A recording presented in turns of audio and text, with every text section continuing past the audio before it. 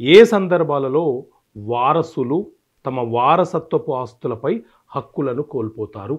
So మిత్రులారా, మన దేశంలో హిందూ వారసత్వపు చట్టం 1956 అమలు ఉన్నది.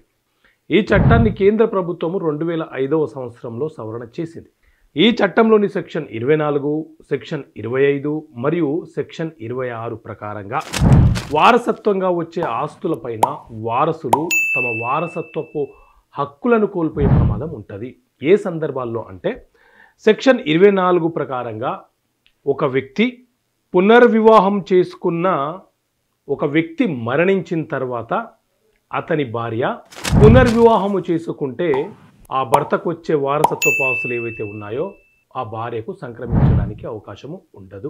ఇది సెక్షన్ 24. అలాగే సెక్షన్ 25 హిందూ వారసత్వపు చట్టం 1956 సవరణ 2005 ప్రకారంగా ఎవరైనా తమ తల్లిదండ్రులు తమకు ఆస్తులు ఇవ్వటం లేదని వారిని హత్య చేసే ప్రయత్నం చేసినా ఆ వారసులకు అంటే ఆ కొడుకులకు కూతులకు వారసత్వపు ఆస్తిలో వాటా కోరే హక్కు ఉండదు, వాటా రాదు. అలాగే సెక్షన్ 26 ప్రకారంగా హిందూ మతంలో జన్మించిన వారు హిందూ మతంలో నుంచి వేరే మతంలోకి కన్వర్ట్ అయితే, మతాన్ని మార్చుకుంటే వారికి కూడా వారసత్వపు ఆస్తిలో వాటా కోరే హక్కు ఉండదు.